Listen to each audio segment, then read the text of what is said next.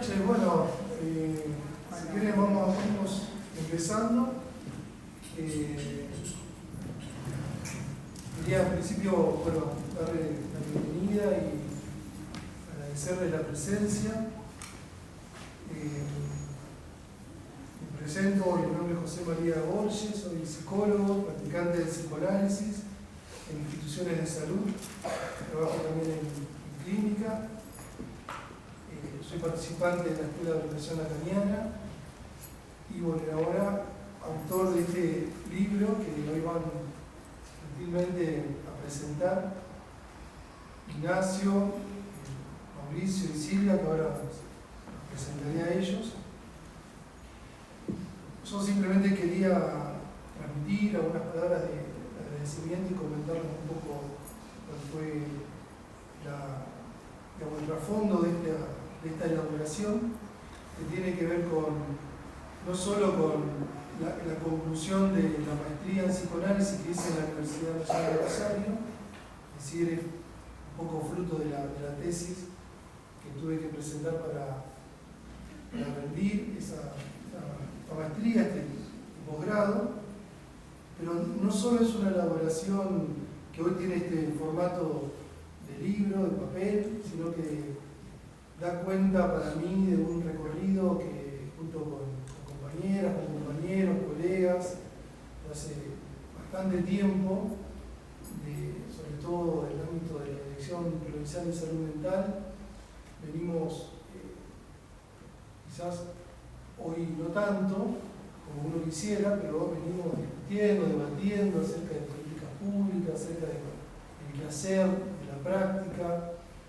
de las demandas en salud mental, de cómo hoy se presenta el sufrimiento psíquico, las respuestas institucionales, que en algún momento teníamos muy presente la respuesta por el lado de lo colectivo, por el lado de la grupalidad, de la institucionalidad. Pasado el tiempo, se me presentaron algunas preguntas en torno a qué pasa con la dimensión singular del sufrimiento, qué alojo o no es posible en las instituciones respecto del caso a caso, respecto a la existencia singular de quienes asistimos. Y es por eso que me acerqué en ese momento a la maestría y luego elaboré esta tesis utilizando el concepto de sujeto y existencia, un concepto de la filosofía, y ver o tomar el desafío de si era posible o no iluminar un poco la práctica en los dispositivos de salud mental. Bueno, ustedes después dirán si eso sirvió o no. Entiendo que algunas preguntas abrió y al menos a mí me permitió ubicar de otro modo la práctica. También aprovecho simplemente para agradecer.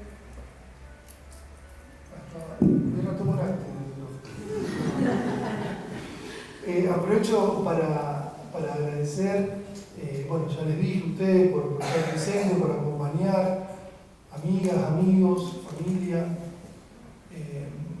particularmente a mi compañera Julia, que la verdad que ha empujado mucho para que esto hoy se esté presentando.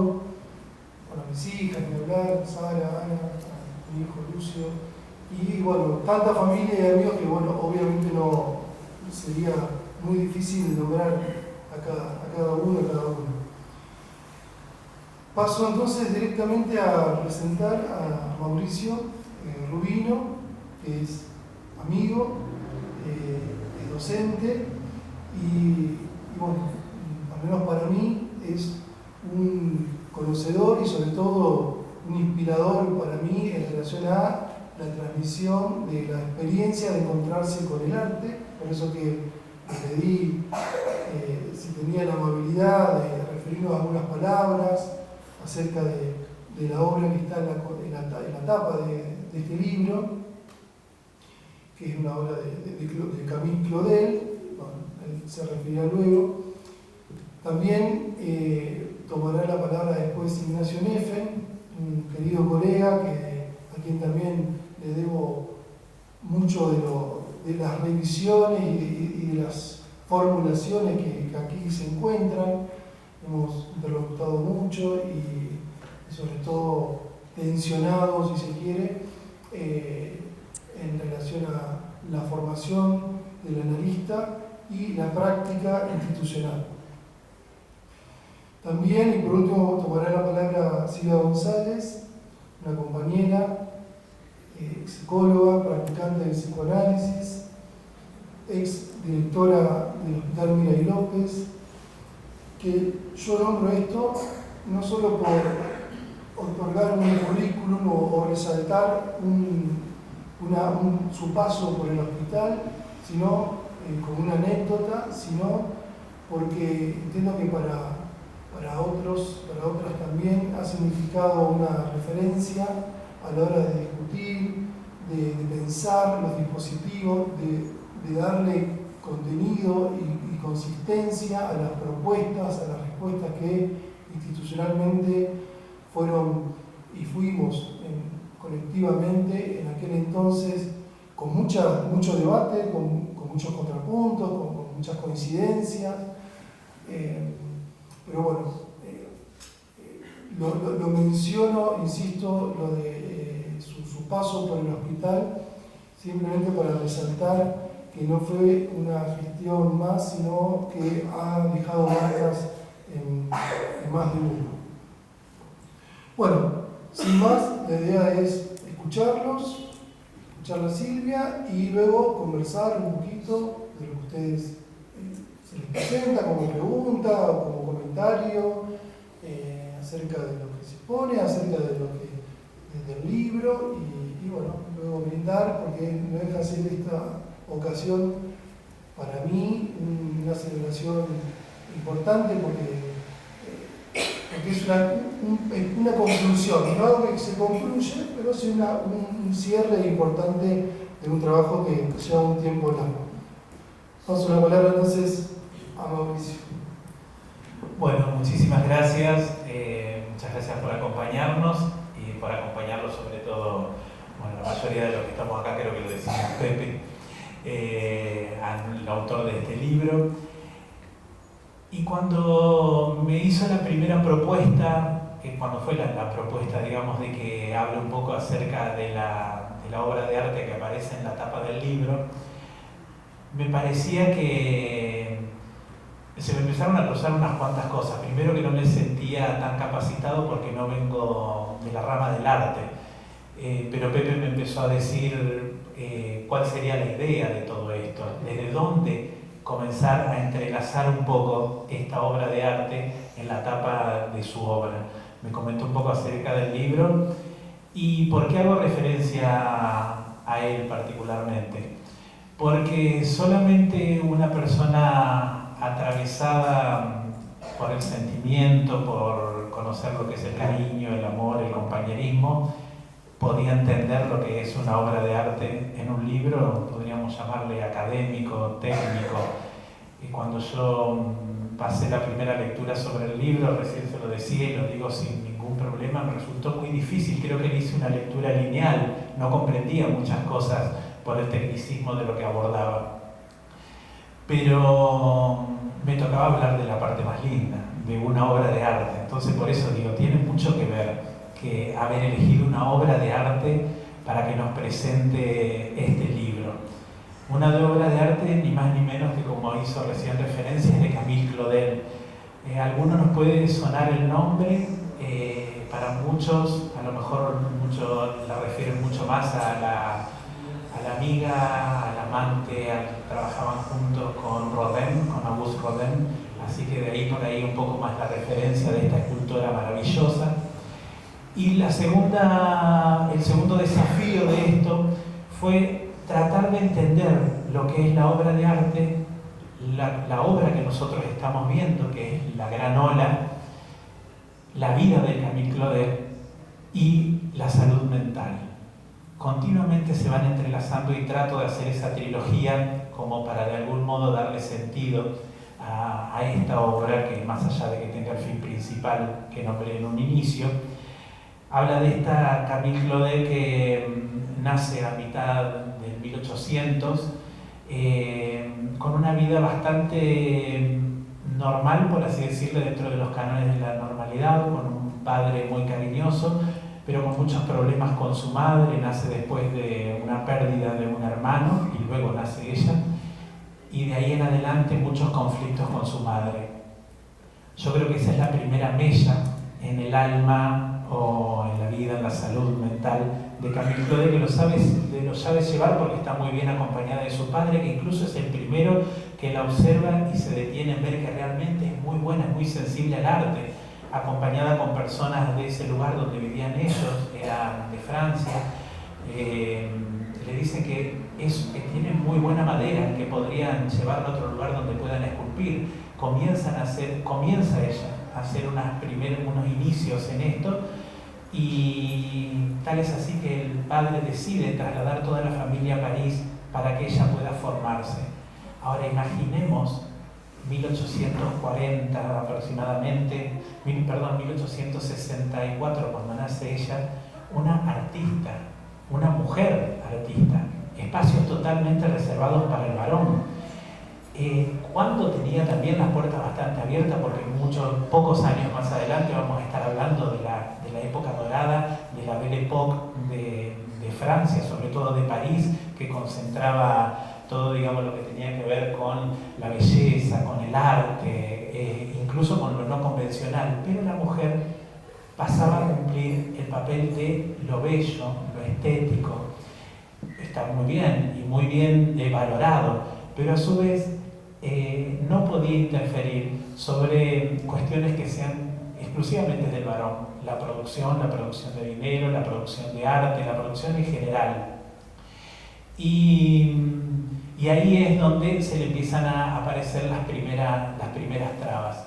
Ya en París, y habiendo comenzado en una institución donde se la podía formar como artista, en este caso como escultora, estas causalidades de la vida, falta un profesor durante un tiempo que no iba a estar ahí en su formación, que era el primero que le había dado las primeras armas, y la persona que viene a tomar ese cargo es Auguste Rodin. Automáticamente comienza una relación que no se va a poder desprender nunca más ella de esa relación, y una relación durante 10 años casi que gloriosos, donde ella aprende de él. Él sí ya era una persona con mucha formación, incluso muy reconocido, y cada vez más reconocidos. Eso fue como su época gloriosa. Tanto así que cuando le van encargando obras, se le empieza a ir de las manos esta producción artística de que le empiezan a encargar, y empieza a depositar en sus alumnos, en sus discípulos, colaboración. Aparece la figura muy importante de Camille Claudel, colaborando en un principio en las manos, luego en los pies de las esculturas, y la relación comienza cada vez a estrecharse mucho más desde otro sentido, incluso desde el amoroso. Pero descubre el mismo Rodin que tenía otra sensibilidad. Empieza a ver las miradas, empieza a ver los rostros que esculpe. Imagínense en esculturas pequeñas, porque Rodin era de hacer esculturas más grandes, y ella haciendo esculturas pequeñas empieza a demostrar quizás la sensibilidad que llevaba por dentro. Por supuesto, atravesada totalmente por su historia. Empiezan también en las esculturas a darnos cuenta de qué es lo que le estaba pasando. Les dije que eran unos 10 años gloriosos en el principio con su colega y amante, pero luego vienen unos años un poco más tormentosos. Ella incluso, una de las cosas que la marca bastante importante es su relación con Rodin, pero otra vez la traición, el sentirse segunda. Rodin tenía su esposa, a la cual nunca abandonó, ella quedó embarazada, Camille Claudel, aborta por pedido de él, una cosa que la deja más marcada, ese alma que ya venía marcada. Y entre medio de todo ese tumulto aparece el año de la creación de la Gran Ola. La Gran Ola es esta, creo que todos tenemos más o menos visualizado el libro, pero es esta escultura que aparece con una escultura de 64 centímetros de altura, no es muy grande, con una belleza incalculable en los rostros de esas bañistas. Son 3 mujeres bañistas hechas en bronce, casi con una expresión sorprendente en sus bocas, en sus ojos, incluso hasta cómo se están tomando la mano, y esa ola de un mármol ónice, incluso porque se utilizaba mucho en la época el contraste de los colores. Entonces el verde del ónice con el bronce de estas bañistas era casi estéticamente perfecto, muy difícil de trabajar, pero estéticamente perfecto, y un desafío que sin lugar a duda lo puede sortear Camille Claudel. Y uno empieza a entender eso que decíamos de estar atravesada esa mente tortuosa, esa salud mental tocada desde un inicio, en esa ola que era la que se le venía a ella, esa ola que no sé si le iba a dejar, una vez que pase esa ola, poder respirar tranquilo, poder pasarla. Pero bueno, la trata de surfear a la ola, pero es casi que su peor momento. Comienzan con algunos problemas, incluso a romper sus obras, a no estar de acuerdo, a pelearse mucho con Rodin. Se separan en esa misma época y otra vez la tristeza. La figura de su padre fue muy importante porque continuamente estuvo al lado de ella. Pero en todo eso aparece también su hermano, que ella le decía era mi amigo, que siempre estaba al lado mío, una figura importantísima, pero para esa época, ya con una carrera diplomática, incluso yendo mucho a América, a la floreciente América, y bueno, y otros viajes también internacionales por su trabajo, donde tener una hermana que tenga ese tipo de conductas no le terminaba de servir y empieza a alejarse también un poco de ella. Por eso digo esto del rechazo y las mellas en esa alma hermosa, porque solamente un alma tan sensible puede representar en mármol las cosas que podemos ver de ella. Muere su padre en el 1913 y pasados 6 meses la internan en un instituto neuropsiquiátrico donde ella pasa sus últimos 30 años. 30 años internada, ya no produciendo más y diciendo en cartas que en verdad lo que ella siente es que está presa, porque se le tenían anotado algunas cosas que me iban a resultar muy difíciles. Cuál era su diagnóstico, era sistemática manía de persecución, delirios de grandeza, y en el medio, y dicho por algunos diagnósticos que se pudieron encontrar en la época, imaginación de ataque de un escultor. Era como bastante, me parece que por ese lado venía su tormento. Ese amor no la dejó vivir tranquila, pero por eso en esta triangulación pienso cómo la salud mental pudo haberla acompañado en un inicio, lo pudo superar, pero en algún momento la atravesó. En sus obras está atravesado continuamente. Hay una obra donde aparece una mujer grande, que seguramente es Rose Burkett, que es la esposa de él, como tomando un adulto, como que se lo está llevando, como si fuera un ángel que se levanta, y una mujer joven tratando de retenerlo. Es muy difícil, muy fácil de entender lo que ella estaba atravesando. Y muere, ella atraviesa 2 guerras, las 2 guerras, la primera y la Segunda Guerra Mundial, que pasan por París, le pasan a ella. ¿Y por qué digo esto? Porque una vez que muere, muchas de las personas que pasaban la guerra, muchos de los heridos incluso, iban a parar a estos lugares para atender la psiquis del ser humano. Y por momentos morían de hambre y todo, y ella muere y va a una fosa común entre una cantidad de personas sin saber que ahí iba Camille Claudel. Con el paso del tiempo logran recuperarlo algunos sobrinos y se le puede dar un lugar, incluso hoy por hoy hasta un museo donde están sus obras. No me quiero olvidar, que lo quería decir antes, que muchísimas de las obras de Rodin son de Camille Claudel. Quizás en un 100%, otras menos, pero no se olviden que era muy difícil firmar con un nombre femenino en ese momento donde se tenían que ganar los espacios. Y vaya si hubiera sido merecedora de ganárselo por el talento que tenía en eso. Por eso, para ir cerrando, yo solamente quería transmitirles un poco lo que sentí cuando empecé a leer un poco más sobre esto. Y lo comentaba con una amiga que está acá presente, que decía, pensé tantos momentos en el cierre de esta charla, y me quedé con una cosa, volviendo a lo del principio, a la sensibilidad de Pepe. Y yo digo, yo no sé si él eligió la obra de Camille Claudel. Yo creo que Camille Claudel lo eligió.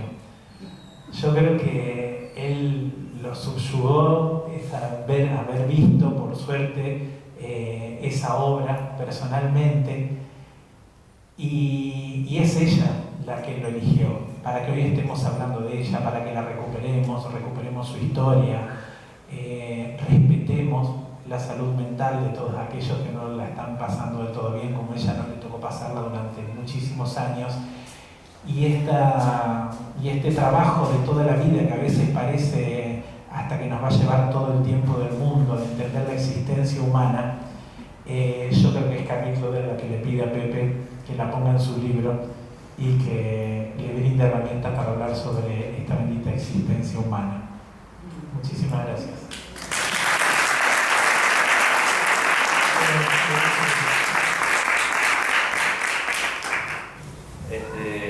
Me quedé pensando, ¿no? Lo que estábamos conversando, profundo, porque justo en el verano estaba leyendo un libro que hace una ficción de la historia de Lucia Joyce, la hija de James Joyce, ¿no? El escritor.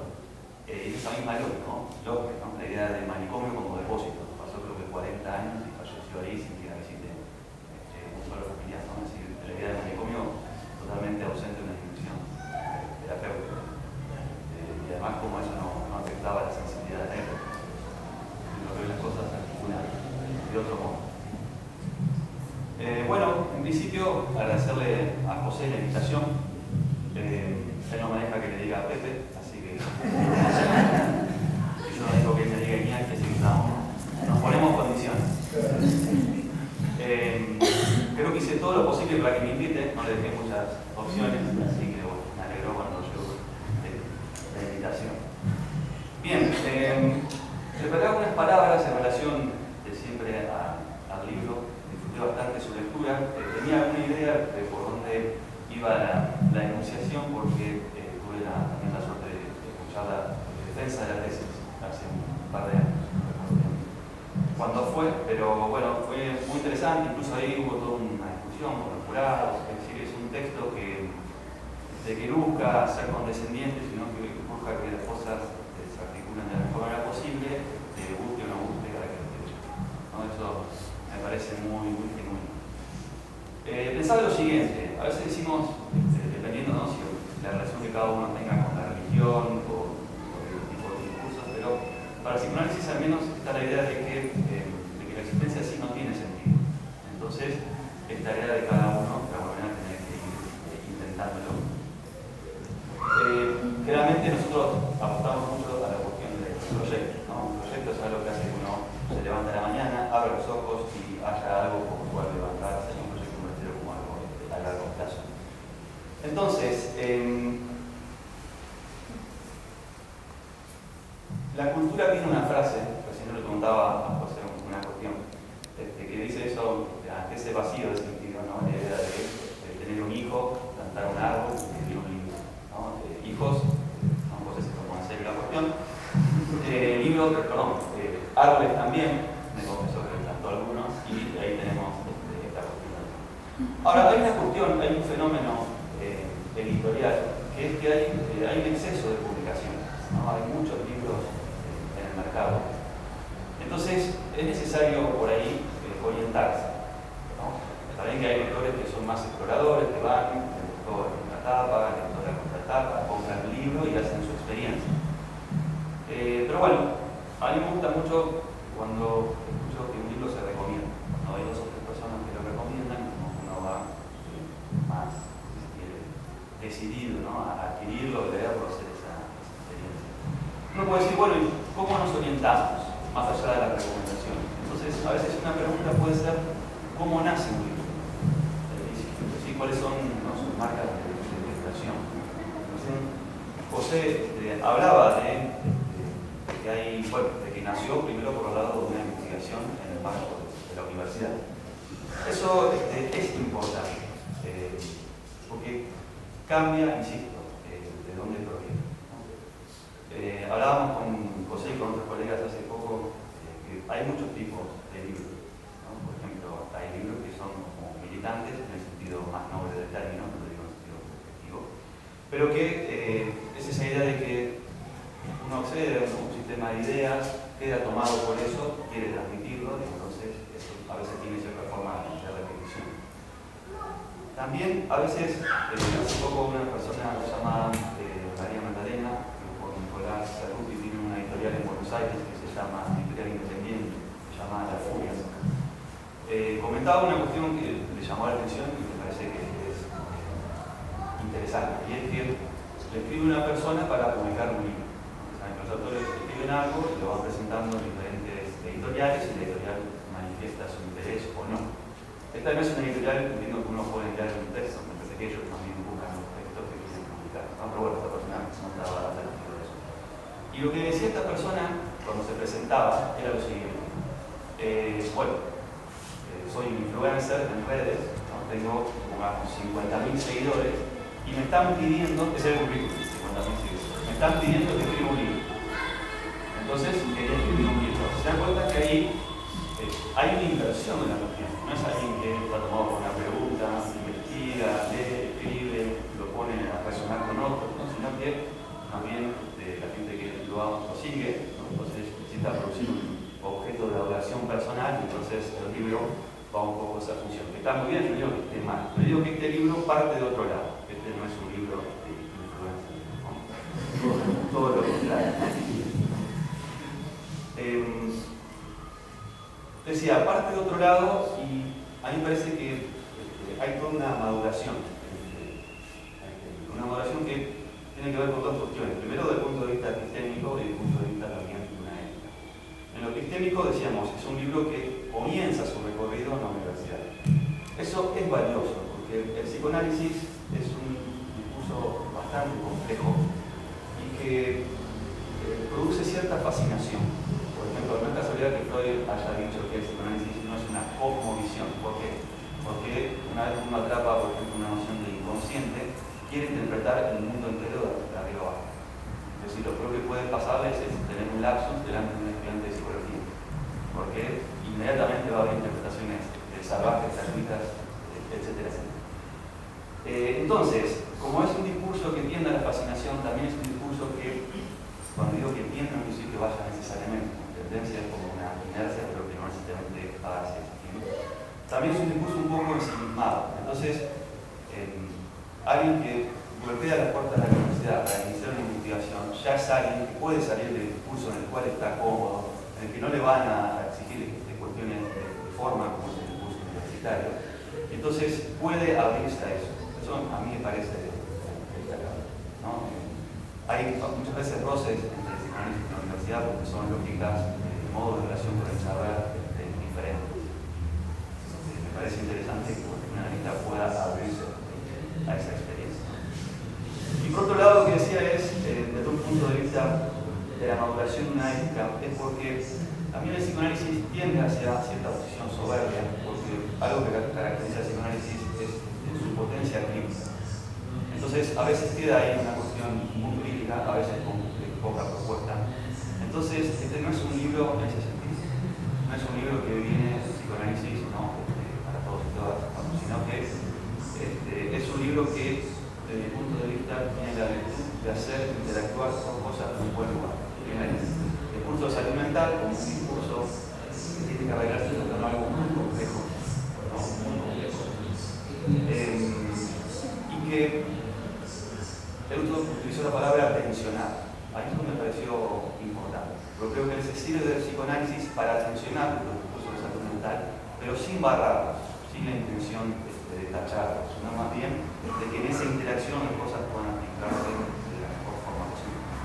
Y eso, al final del libro, toma cierto dramatismo en el sentido del término.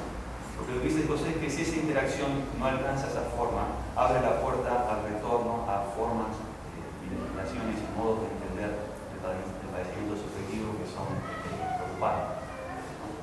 Creo que eso hoy está en juego, quizás un poco veladamente, pero se advierte, ¿no? Que ese riesgo está ahí.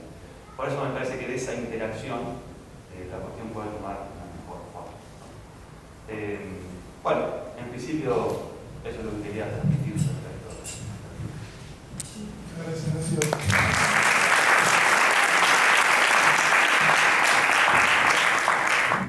Bueno, buenas tardes a todos, a todas.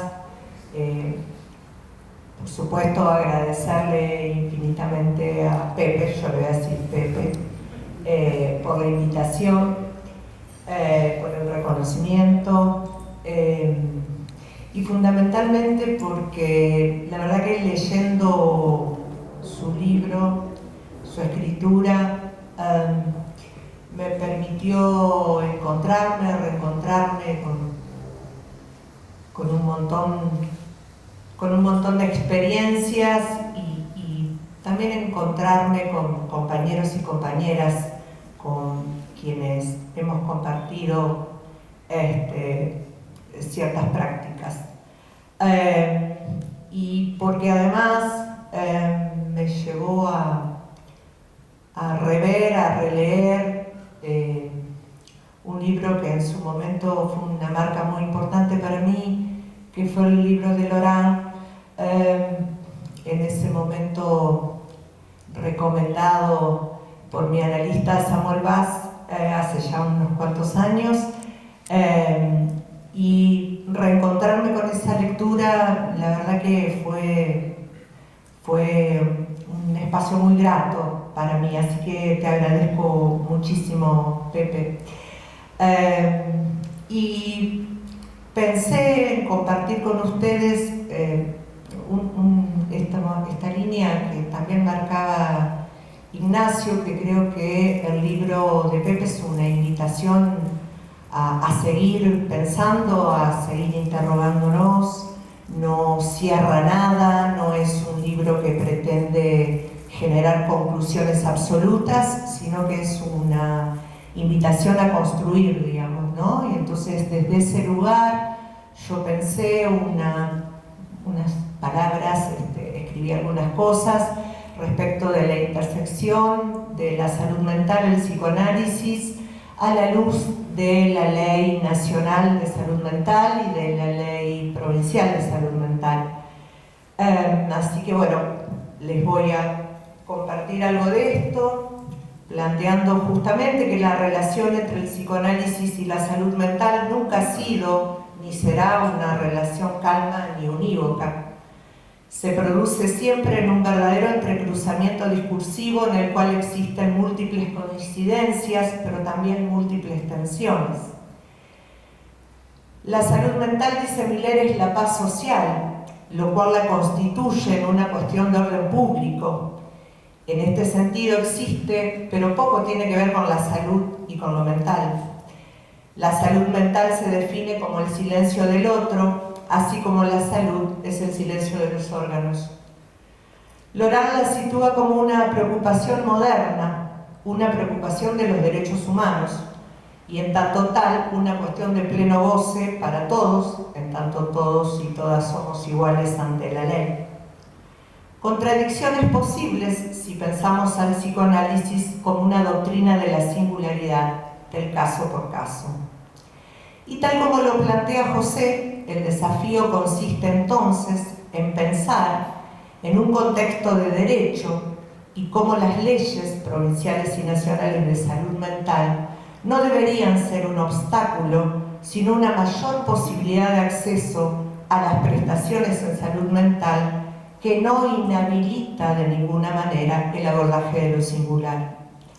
Y la primera pregunta que me surge en relación a esto, como le contaba a José, respecto de la primera lectura que hice de su libro, es si esa demanda es al campo de la salud mental o es a las y los practicantes del psicoanálisis.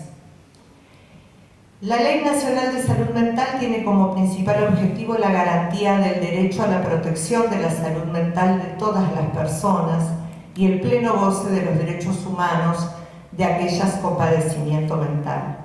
Incorpora entonces al ámbito de la salud mental la perspectiva de derechos humanos, compeliendo al Estado a garantizar su pleno goce en esta área. ¿Sí? Seguramente habrán escuchado la definición de salud mental de la Ley 26.657, proceso determinado por componentes históricos, socioeconómicos, culturales, biológicos y psicológicos, cuya preservación y mejoramiento implica una dinámica de construcción social vinculada a la concreción de los derechos humanos y sociales de todas las personas. Además, parte de la presunción de capacidad y produce una extensión del ámbito de abordaje de las políticas de salud mental también al campo de las adicciones. Por el otro lado, la ley promueve la formación de equipos interdisciplinarios para la atención en salud mental, que debe realizarse preferentemente fuera del ámbito de la internación hospitalaria. Promueve el abordaje interdisciplinario en ámbitos ambulatorios, de acuerdo con los principios de la atención primaria de la salud. Sería absolutamente incorrecto desde cualquier punto de vista pronunciarse en contra de cualquier avance en materia de reivindicación de derechos. Estos avances siempre deben ser beneficiosos para la población. Laurent decía en el texto Psicoanálisis y Salud Mental, hacía un planteo, que los analistas han permanecido durante mucho tiempo, y algunos aún lo hacen, en una posición de intelectuales críticos, sin ningún ideal, en nombre de la tan mentada neutralidad, constituyendo un vacío ambulante que no cree en nada. Y Laurent llama a destruir esa posición, reinstalando a los analistas en el dispositivo de la salud mental. Esto implica pasar a la posición de lo que él llama el analista ciudadano, aquel que entiende que existen intereses comunes entre el discurso analítico y el democrático. Llama al pasaje de un analista encerrado en su reserva a un analista que participa, que es sensible a lo que ocurre a su alrededor, que toma partido en ello de manera activa. Recordemos lo que decía Lacan, que renuncie quien no está a la altura de su época. El analista ciudadano, más que un lugar vacío, es aquel que ha de ayudar a la población a respetar la articulación entre normas universales y particularidades individuales. Ha de ayudar con otros, desde el trabajo interdisciplinario, a impedir que el nombre de cualquier universal se olvide la particularidad de cada uno. Particularidad que parece ser olvidada en algunos discursos, como en el de la salud mental, y que es preciso recordar que no hay que quitarle a uno su particularidad para mezclarlo con todos en un universal por algún humanitarismo o cualquier otra motivación. No debemos ya perdernos en debates estériles, interrogando constantemente nuestras prácticas, sino adoptar una posición activa. Pedir algo a la salud mental, en este caso materializada en ley. Pedimos una red de asistencia en salud mental que sea democrática y sea capaz de respetar los derechos de ciudadanía de los sujetos. Los analistas, junto con los demás actores involucrados, han de tomar partido en favor del tipo determinado de salud mental al que aspiran. Laurent conmina finalmente a los analistas a despertarse un poco. Considero que es para celebrar un acceso igualitario al sistema de salud, que creo que aún está en pañales y comienza a llegar con muchos años de retraso. Pero al mismo tiempo debemos estar más atentos que nunca para no perder de vista la originalidad de nuestras respuestas a las demandas que se nos dirigen. El psicoanálisis no es para todos, no tiene lugar en todos lados, pero en todos lados puede recordar que el sujeto surge de la palabra, evalúa la potencia de la palabra y apunta a la singularidad del sufrimiento humano.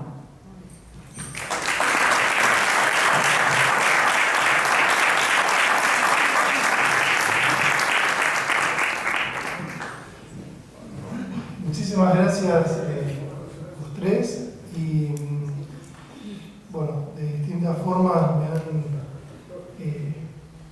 conducido al libro y a algunos pasajes que quizás ahí aparecen, pero bueno, antes de yo tomar la palabra y bueno, comentar un poco acerca de esto, quizás quieran tomar la palabra ustedes y hacer algunas preguntas o un comentario,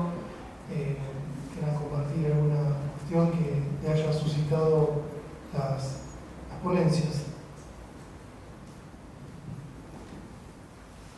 Adelante, Silvia. Bueno, felicitarlos, realmente es un acto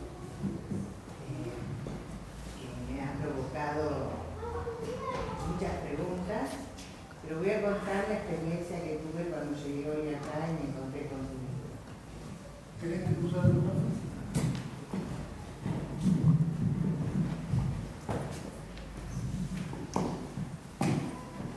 Que voy a comentar la experiencia que tuve hoy cuando llegué y me encontré con tu libro.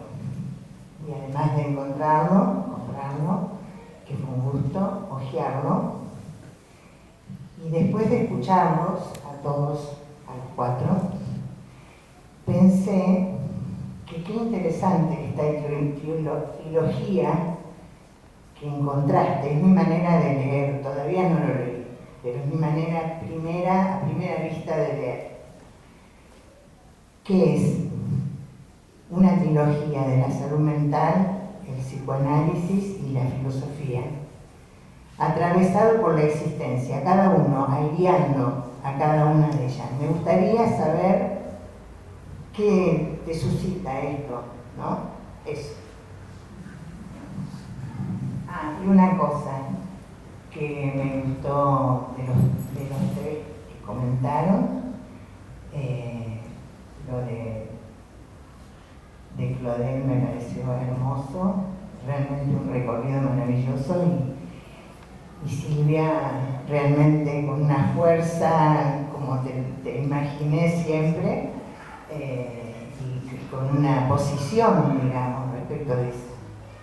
Ignacio, me gustó mucho lo que fuiste diciendo, porque es un discurso donde va interrogando y donde va produciendo enunciaciones. Y una cosa que me gustó que dijiste al principio, que es la existencia, ¿no? O sea, no sé si lo dijiste, pero algo así como un vacío. Entonces, esa existencia que atraviesa la trilogía es un vacío también, ¿no? Quiero hacer con Ignacio. No sé si te entendí bien, Ignacio.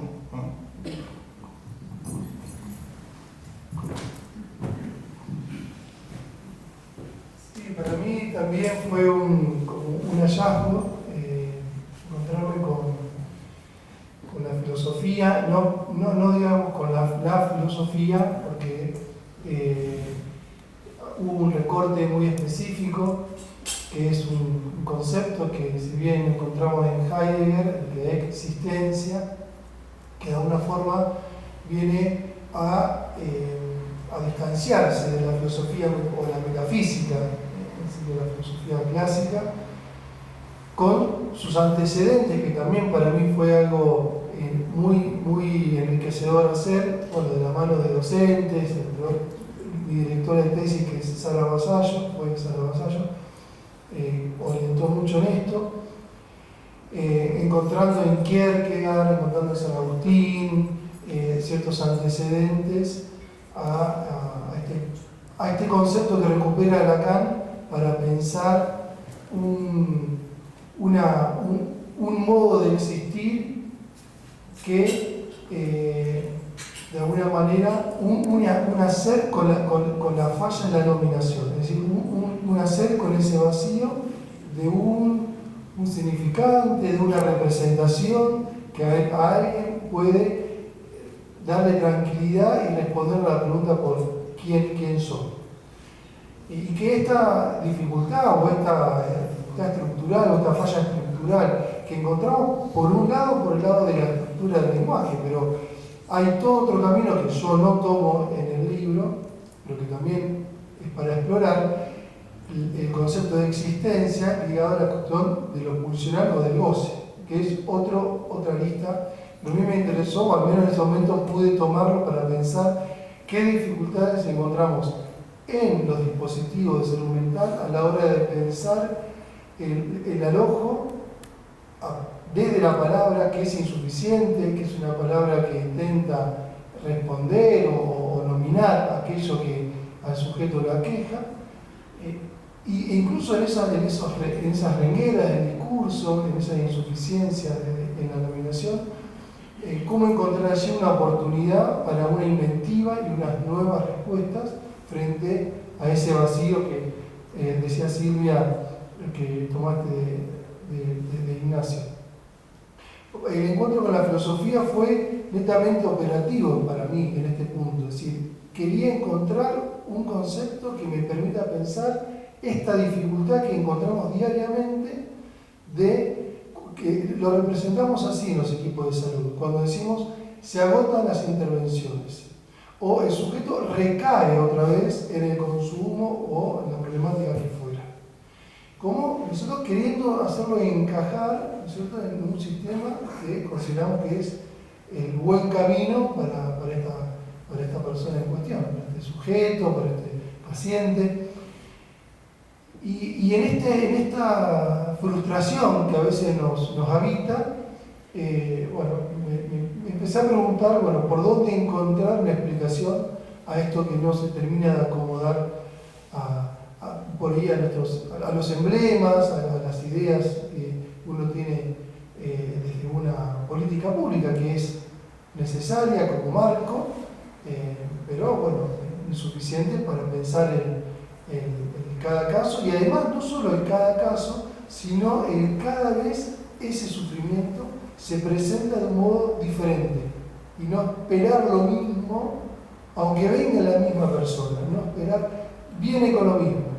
Ya sabemos por lo que, bueno, cuando nos sucede eso, entiendo, bueno, hay algo ahí que había que interrogar. Y en ese punto la filosofía, particularmente la filosofía existencialista, aunque Heidegger no se sienta cómodo con ese mote, pero el concepto de existencia me sirvió para eso.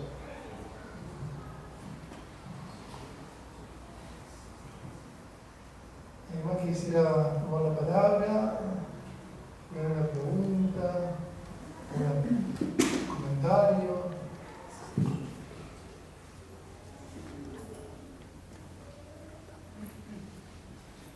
Mientras tanto, bueno, hago algunas menciones a lo que me suscitó de escuchar a Mauricio, a Ignacio. En relación a la cuestión de la escritura, es cierto que es todo un ejercicio arduo para mí. Fue arduo el ejercicio de la escritura académica y luego fue arduo acomodar la escritura a un libro que se pretende que pueda ser leído por un público general, aunque apunta particularmente a quienes están trabajando en el campo de la salud mental, referenciado con el psicoanálisis, pero que llevar la escritura académica a un modo un poco más ameno no me fue para nada sencillo. Salir también de los lugares cómodos de hablar digamos, como no sé si me referías a eso, Ignacio, cuando uno se siente hablando en una jerga comprendido por un grupo o una escuela, o bueno, donde hablamos ya con determinada terminología, determinado concepto, que no hace falta explicar, no hace falta decir a qué nos referimos con. Cuestión que nos empobrece bastante, porque los conceptos no tienen que estar ahí para quedar en un museo, digamos. Pero muchas veces damos por sentado la significación que arrastra ese concepto. Cuando nos encontramos hablando con un público general, lo que vos decías, Mauricio, encontrándote vos, que no venís específicamente del campo del psicoanálisis, bueno, es un desafío que se pueda servir y que pueda interrogar. ¿Y esto a qué remite? Bueno, ¿esto cómo lo explicás esto? Me parece que esa aventura es interesante y bueno, ojalá que algo de eso haya podido lograr. Creo que no. Soy medio escéptico porque cuando lo leo, digo, esto me parece bastante intrincado, bastante aburrido. No, bueno, esa parte es cortada. No, pero no, bueno, que es difícil. Ojalá que algo de eso se haya podido esclarecer, pero no es nada sencillo. Al menos no el concepto, pero sí el uso. ¿Para qué sirve este concepto? Y algo que acá está ausente, que es la clínica, porque es la práctica, porque no pude ubicar lo que sí ubiqué en la tesis, que es una viñeta clínica, por cuestiones de consentimiento informado, pero preferí obviar esa viñeta. Desde la práctica, de la clínica, de uno a uno, por ahí a veces nos ilumina más que tratados largos, hacer jugar no solo la práctica pura, sino la práctica, lo epistémico, es un ejercicio inevitable, creo yo. Bueno, tenemos que leerlo, no hay nada que hacemos un encuentro. Yo me quedé pensando otra vez por la banquina del psicoanálisis, voy por el costado, cuando yo decía, yo creo que todos los textos académicos o los textos tan técnicos muchas veces lo que brindan son herramientas seguramente para que uno pueda alcanzar a comprender, aunque sea la idea de lo que vos en este caso querés hacer que la gente comprenda sobre esta temática.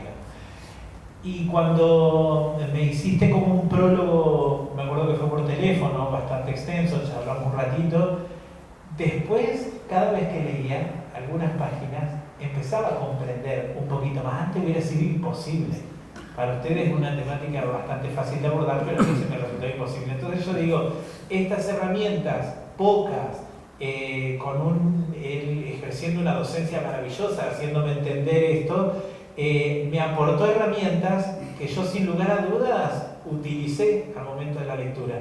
Creo que esto, de algún modo traspolado a la cuestión estrictamente técnico del área de la psicología, creo que sí, que son herramientas que aportan como para que sean como puntos de partida, pero que son elementos como para poder abordar la temática un poquito más avanzado. No sé si me explico.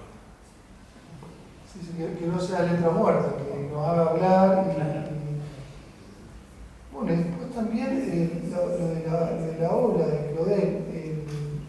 Es cierto que no fue muy reflexionado, digamos, en la obra y bueno, tiene que estar acá en la tapa. Después fui encontrando algunos sentidos posibles.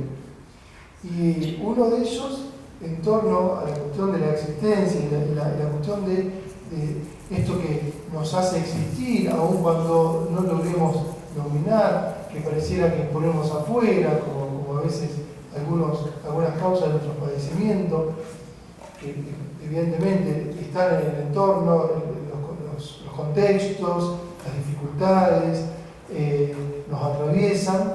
Sin embargo, hay algo que es fundamental, pensar, bueno, ¿qué hacemos con esto? ¿Qué hacemos con la realidad que hoy nos toca transitar? Y pensaba en esa ola, al menos así yo me la imaginaba, si bien viene desde afuera, no dejan de estar estas bañistas dentro de ella también, e intentando una solución tomándose de la mano, aun cuando no sea un círculo cerrado, como la respuesta, la defensa a esta invasión que vendría desde afuera, sino, bueno, estando ahí, usando el término surfear, bueno, viendo cómo se atraviesa esa dificultad, que cuando pensamos lo singular no hablamos del individuo, también aprovecho para distinguir esto, no pensamos un ser egoísta, desprendido, que no debe nada al otro, que se autoengendra o que, digamos, que pensamos desde lo ex nihilo, digamos, el advenimiento de un sujeto, sino pensando, bueno, qué hacer con estos atravesamientos que están desde las primeras marcas, aún antes de nacer, pero luego pensar si ese es nuestro destino, si esa es nuestra condena o podemos armar otra cosa con ella. Y referido a lo de Silvia, cuando hablamos ese día, y ahora lo resaltaba con mucha fuerza, como lo señalaba Silvia. Claro, no está, es una lectura que se desprende del libro, como que Silvia nos había propuesto pensar esa lista en relación a la interpelación hacia el psicoanálisis también. No solo el psicoanálisis interpelando o poniendo en tensión algunos discursos universalizantes, como es el discurso de la salud mental, pero con cualquier discurso o cualquier discurso tomado por la política, que es necesaria, por supuesto, pero que me hizo pensar en esto otro, que no se trata solo de pretender que existan psicoanalistas en los hospitales, en los centros de salud, en los dispositivos de salud mental, sino pensar también qué psicoanálisis va a estar ahí.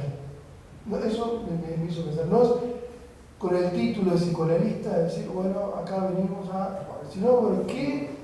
Y un psicoanálisis desde la orientación lacaniana, bueno, es un psicoanálisis que no cierra y que en todo caso justamente se pone en diálogo con otros discursos y otros universos de saber, inevitablemente requiere el encuentro con otros, con otras disciplinas, y eso está también en Lacan, y solo que a veces quizá por ahí lo olvidamos, pero porque pensamos que es un discurso cerrado y es la novedad, y quizás la novedad es que no hay un atrapamiento, un modo último de hablar del sufrimiento humano, que estamos en este barullo y hay que ver cómo inventamos cada vez una respuesta.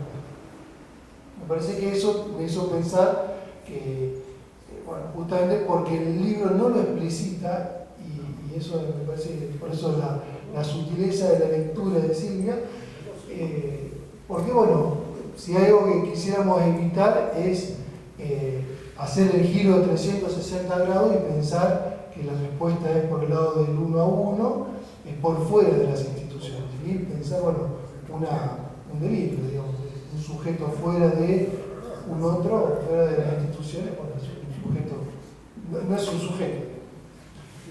Bueno, ¿alguien quiere comentar algo, tomar la palabra, hacer simplemente una pregunta o un contrapunto? La idea es poder conversar. Lo leemos y nos invitan a ¿Dónde se va a conseguir?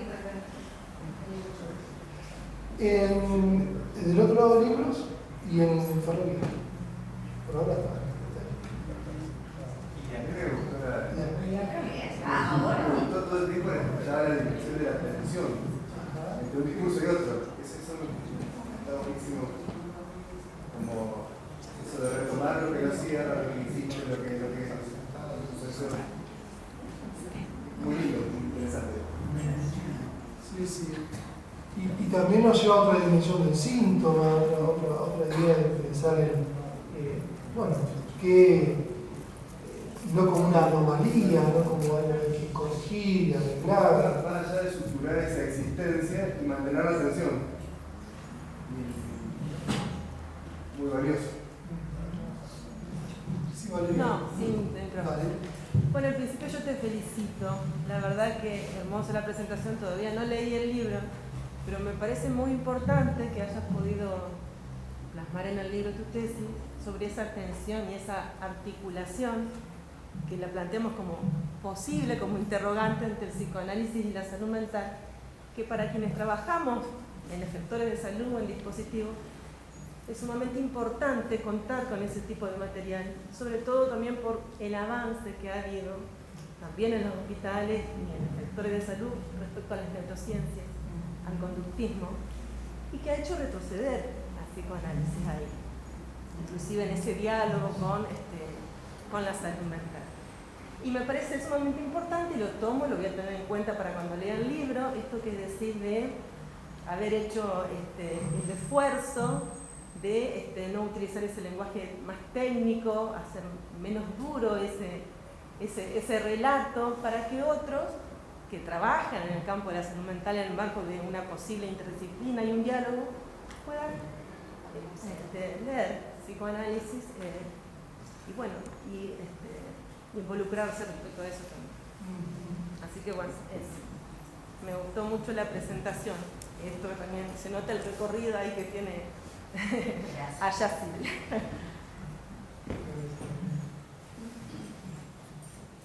Sí, además, cuando charlábamos con Pepe sobre cuál era la pretensión respecto a la presentación, yo le decía, ¿no? Tomando lo que vos decís, por ahí esta cosa de tecnicismos y de lenguajes y de lecturas complicadas. Yo le decía a Pepe, digamos, que en este tiempo que nos toca atravesar en las instituciones, este tiempo que nos toca atravesar como ciudadanos, como ciudadanas, el psicoanálisis tiene un montón de lecturas que nos acercan a poder interpretar este punto en el civilizatorio complejo en el que estamos, ¿no? Lo recordé por esto que decía José a veces esa canallada neoliberal de querer identificar la singularidad con el individualismo y a veces estas lecturas erróneas de que el psicoanálisis apunta al cerramiento y que uno por uno hace desconectarnos de la vida, de la existencia que nos toca atravesar y de las contingencias que tenemos que atravesar. La verdad que el psicoanálisis hoy por hoy, al menos para mí, como lectura, como punto de la lectura respecto de lo que nos acontece en muchos ámbitos del trabajo institucional, es imprescindible. Digamos, no me imagino sin esas lecturas pudiendo trabajar en el campo de la salud mental. Creo que por eso le decía a José, no le podemos pedir a la política pública que obligatoriamente pongan las leyes, tiene que haber psicoanalistas en las instituciones. Tenemos que pedirle a los practicantes del psicoanálisis que pongan en juego las herramientas del psicoanálisis cuando les toque laburar. Por eso yo digo que la interrogación es a los que venimos de campo y de esta práctica, cómo nos posicionamos frente a los discursos totalizantes, universales, de medicación de los niños y de las niñas, cómo nos posicionamos respecto de los nuevos avances en electroshock, cómo nos posicionamos frente al manicomio, frente a las lógicas manicomiales. Bueno, seguramente hay muchas lecturas. Yo creo que de alguna manera las lecturas y la práctica de los psicoanalistas es una vertiente privilegiada que algunos podemos tener para leer algunas cosas que pasan. Muchas gracias.